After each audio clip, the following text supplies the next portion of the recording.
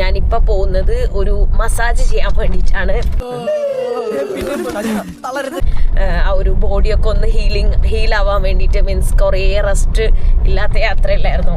അപ്പൊ അതുകൊണ്ട് അതൊന്ന് ഹീലാക്കാൻ വേണ്ടിയിട്ടാണ് ഞാൻ പോകുന്നത്. എന്നും കൂടെ കൂട്ടായിരുന്നു. ഇത് സംസ്ഥാന സമ്മേളനമൊന്നല്ലോ. അപ്പോ ഇതൊരു വെറൈറ്റി ആയിട്ടുള്ള മസാജാണ്. ഇങ്ങനെ എന്തെങ്കിലുമൊക്കെ പറയുമ്പോഴേ എന്റെ മനസ്സിനൊരു സന്തോഷം ഉണ്ടാവും. ഒരു ഓപ്പൺ സ്പേസിലാണ് ഈ മസാജ്. അത് മാത്രമല്ല ഒരു വാട്ടർഫോൾ ആണ്. അപ്പൊ എനിക്ക് ആ വാട്ടർഫോളും എക്സ്പ്ലോർ ചെയ്യാം, ആ മസാജും എക്സ്പീരിയൻസ് ചെയ്യാം.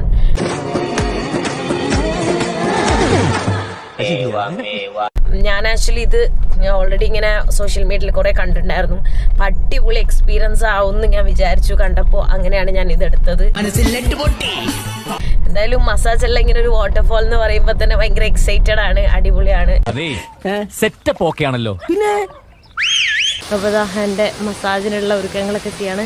ഇത് ലൈക്ക് ഒരു പ്രൈവറ്റ് മസാജ് അങ്ങനത്തെ സംഭവമാണ്. ലൈക്ക് ഗ്രൂപ്പായിട്ട് വരികയാണെങ്കിൽ ഗ്രൂപ്പായിട്ട് ചെയ്യാം, സിംഗിളായിട്ടാണെങ്കിൽ സിംഗിളായിട്ട് ചെയ്യാം. ഞാൻ ഒറ്റയ്ക്കായതുകൊണ്ട് എനിക്ക് മാത്രമായിട്ടുള്ള മസാജാണ്. കുട്ടിക്കിനെ ശരിക്കും അറിയാൻ പാടില്ലാണ്ട. ഞാനൊരു കാര്യം ചെയ്യണോന്ന് തീരുമാനിച്ചാ അതിന്റെ അവസാനം കണ്ടിട്ട് ഞാൻ പിന്മാറുള്ളൂ.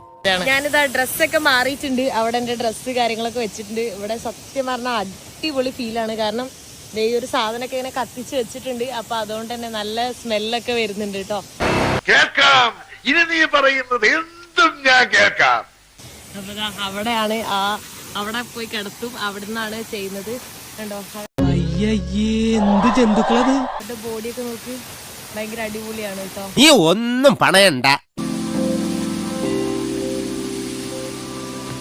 ഞാനിത് സ്റ്റാർട്ട് ചെയ്യാൻ വേണ്ടി പോവാണ്. അപ്പൊ അവര് നമ്മളുടെ കൈയെല്ലാം പിടിച്ചു കൊണ്ടുപോട്ടോ.